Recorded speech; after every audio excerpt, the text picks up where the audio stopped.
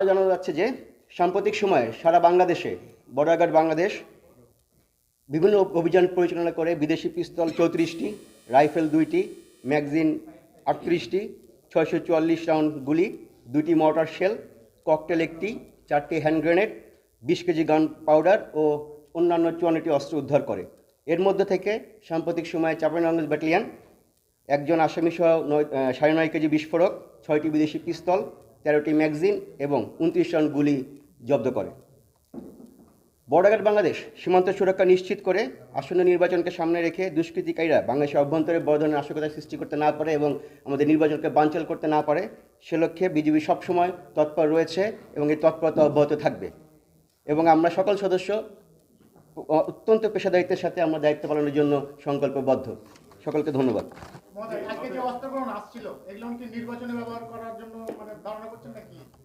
সাম্প্রতিক সময়ে যেটা আমরা দেখতে পাচ্ছি যে বিভিন্ন দেশের ভিতরে এবং সীমান্ত এলাকায় বিভিন্ন রকম অস্ত্র ধরা পড়ছে এবং একই সাথে এটার নির্বাচন বা যে কোনো ধরনের অনাকাঙ্ক্ষিত ঘটনা সৃষ্টি করার লক্ষ্যে মূলত এই অস্ত্র বিভিন্ন সময় বাংলাদেশে ঢুকে থাকে।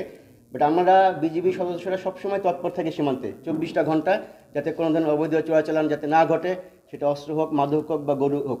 ধন্যবাদ। শুরুতেই যেটা আপনি নিরাপত্তাহীনতার কথা বললেন, এটা একদম না। আমরা এইবার ইলেকশন নির্বাচন ডিউটি করার জন্য আমাদের বিওপি সম্পূর্ণ নিরাপত্তা নিশ্চিত করে আমাদের যাতে সীমান্ত 24 ঘন্টা যে টহল বা যে ধরনের অপারেশন চলে সেটা যেন জারি থাকে, আমরা সেই ব্যবস্থা করেই ইলেকশন ডিউটিতে নেমেছি।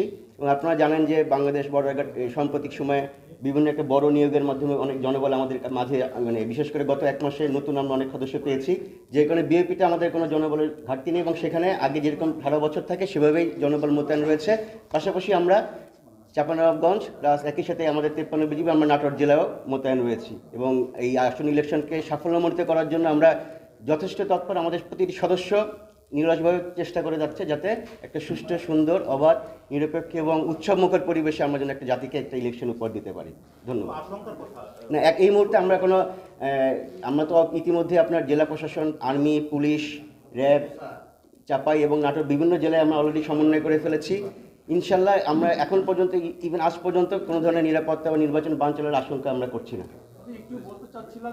আমরা 53 বিজিবি আমরা চাঁপাইনবাবগঞ্জ 3 সদর আসনের জন্য আমরা এখানে দায়িত্ব পালন করছি। এখানে আমাদের অলরেডি 4 প্লাটুন মোতায়েন থাকবে।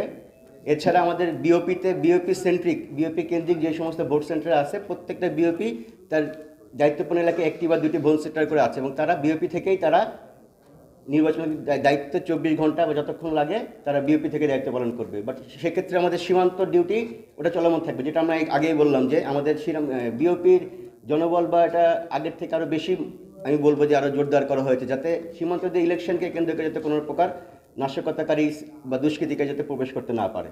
ধন্যবাদ।